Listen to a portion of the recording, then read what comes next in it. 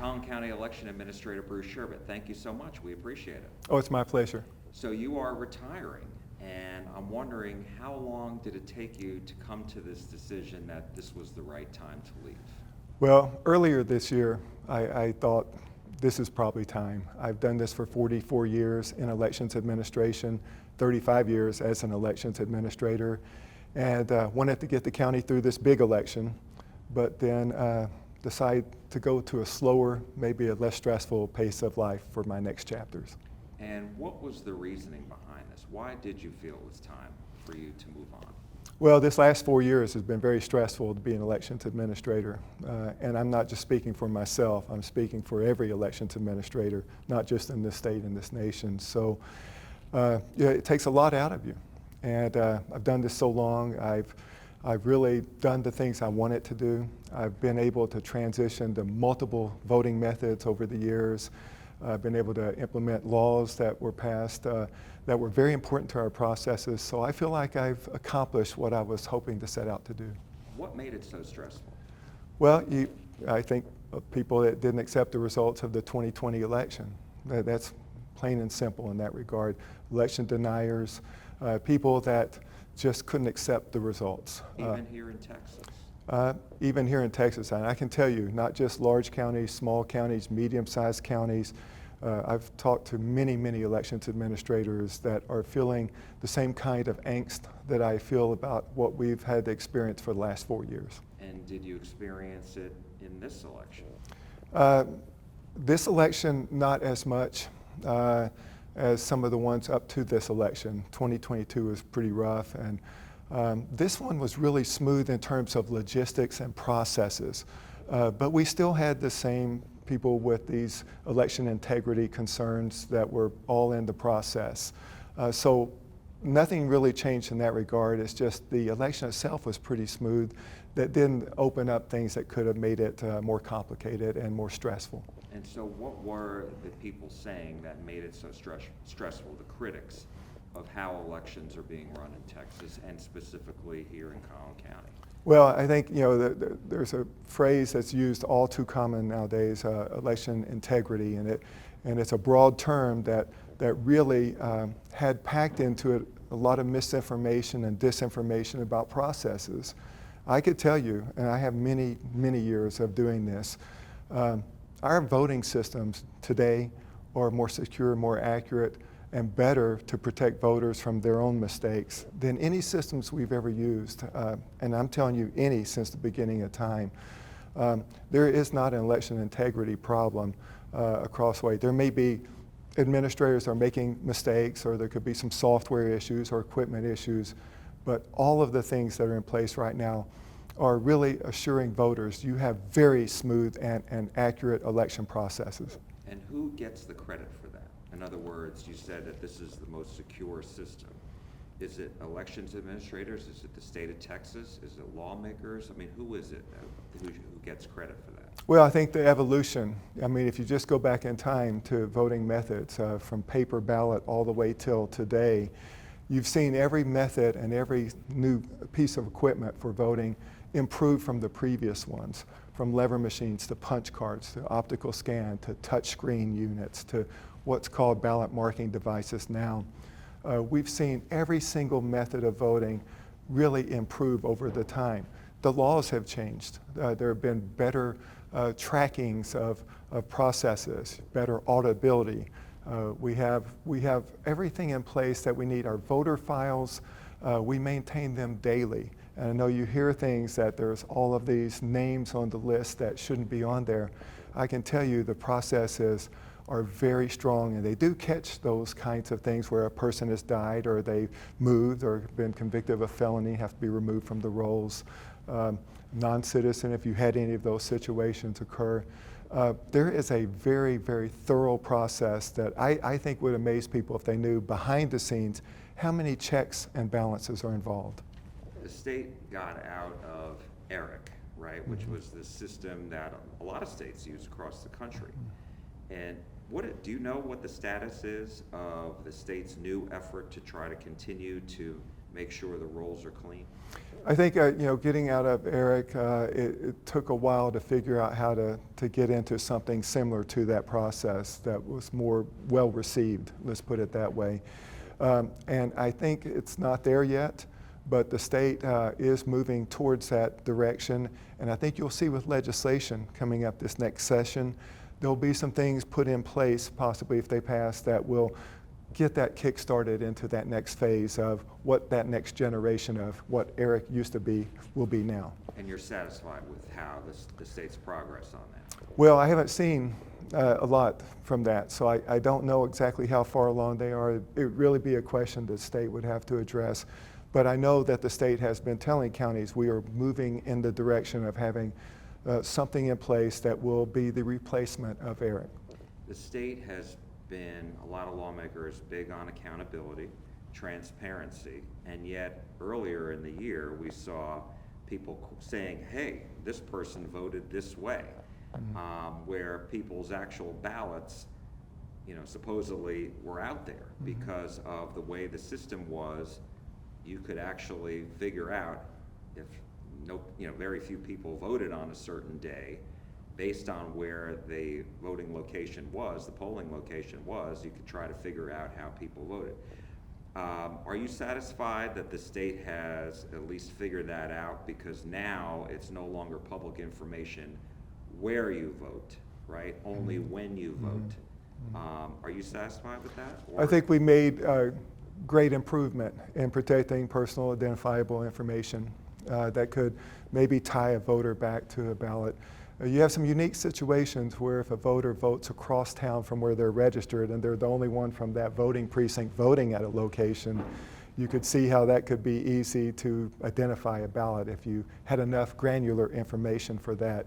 I think the state's made some great improvements, and I think what you're going to see is there's going to be some legislation to even further those improvements. It's one of those things, in efforts to be fully transparent, sometimes it can backfire on you a little bit, and I think because of our efforts at the state level to provide as much information as quickly as possible to the citizens, that we opened ourselves up to having some vulnerabilities about information that probably shouldn't have been on the public record, got onto the public record.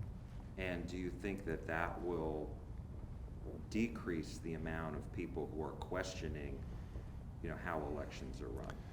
I'm not sure, and I'm telling you, that's an equation that we don't know yet.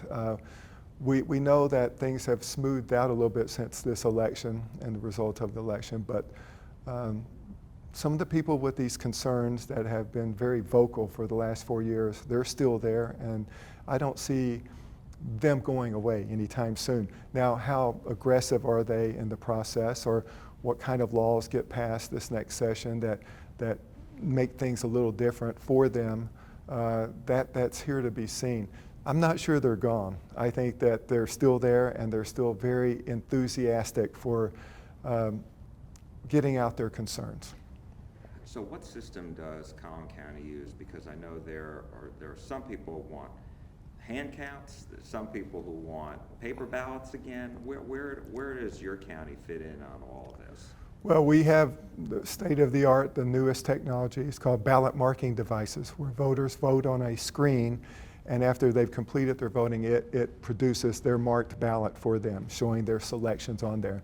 So it's what we call a voter verifiable paper system versus just voting on a screen and it internalizes your vote. You get a paper verification of your vote. So when we look at the systems that we're using now, and then you hear people saying, let's get rid of these voting systems. We don't trust these voting systems. All the misinformation and disinformation about voting systems, and say, go back to paper ballot, go back to hand count. That to me, literally, because I've done this 44 years, sounds like, let's get rid of cell phones and let's get rid of personal computers and go back to typewriters and payphones. That's about how absurd that thought is. And I'll tell you right now, and honestly, because I've held elections, paper ballot, hand count, It's probably the most inaccurate system that you could ever imagine because of human error, not intentional error.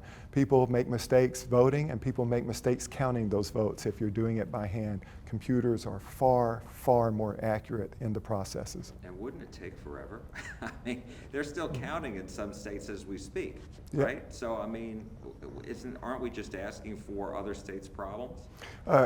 Yeah, if you see that, and all the studies, all the past people have tried to do this will speak to how labor intensive it is and how the accuracies are questioned in this kind of method of hand counting. So just to give Collin County as an example, in the last presidential election we had, say, 500,000 ballots. We had 40 races on every ballot. That would have meant hand counting 20 million races. And our state law says you have to do that within 24 hours after the polls close. Studies show it would take weeks, literally weeks to do that, and an army of people doing it, by the way, to get it accomplished. And then at the end of the day, when you looked at those results, I'm telling you right now, I know 100% they won't be as accurate as a machine count. Another idea that a lot of people are discussing is doing away with vote centers. Why do you think that is? I think it's an effort to get back to precinct-based, to get rid of poll books and go back to hard copy poll books, go back to precinct-based. It's kind of a crawl, walk, run approach when you talk about that.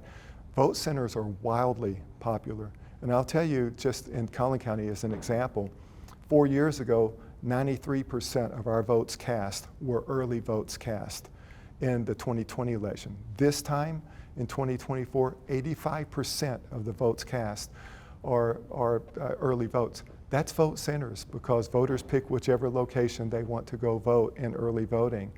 So to do away with vote centers, it doesn't make as much sense if you have the majority of your voters voting early in a vote center model, basically. But what you do have at the end of the day is a massive amount of increases in budgets. If you're going to get rid of vote centers and get rid of early voting, I've seen legislation trying to do that and make it like a straight 8-day voting period. Well, if you're doing that, you're going to have precinct-based voting, and it could increase budgets 2, 3, or 4 times for elections. And why is that? Well, because it's people. The biggest cost you have, the biggest resource that you expend money on are your workers.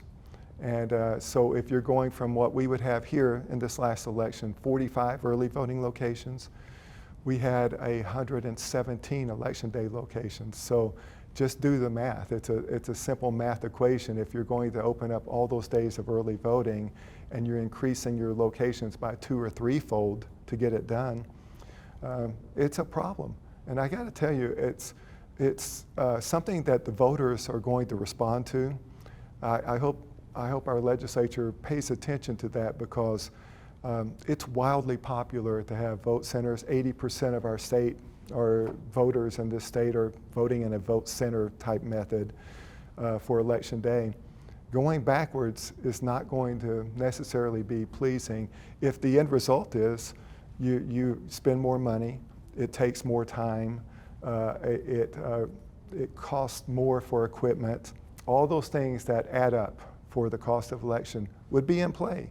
And at the end of the day, was it worth it or not? That's something the legislature has to decide. That's something each county has to decide.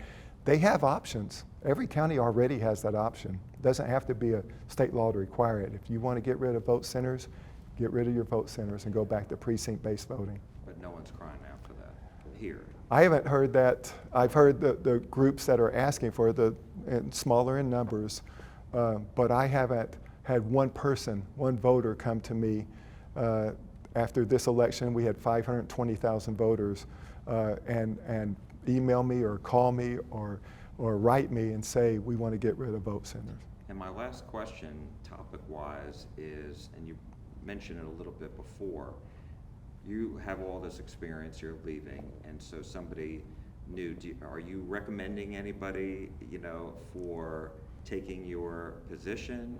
Because when somebody is new to the role, Mistakes can happen. The experience isn't there to say, oh yeah, I've seen that, been there, done that. Here's how we go forward. This is an excellent staff in our Collin County Elections Department, and the Deputy Elections Administrator is one of the finest people I've ever worked with, and I've had a chance to mentor him for 4 years. So if you're asking me if I were king for the day making the decision, I would say they don't have to look far because it's right here. But there's some skilled people that may be interested to throw their hat in the ring. I just think we have the best of the best already. Collin County Election Administrator Bruce Sherbet, thank you so much. We appreciate it. Thank you, Jack. All the best to you. Thank you, sir.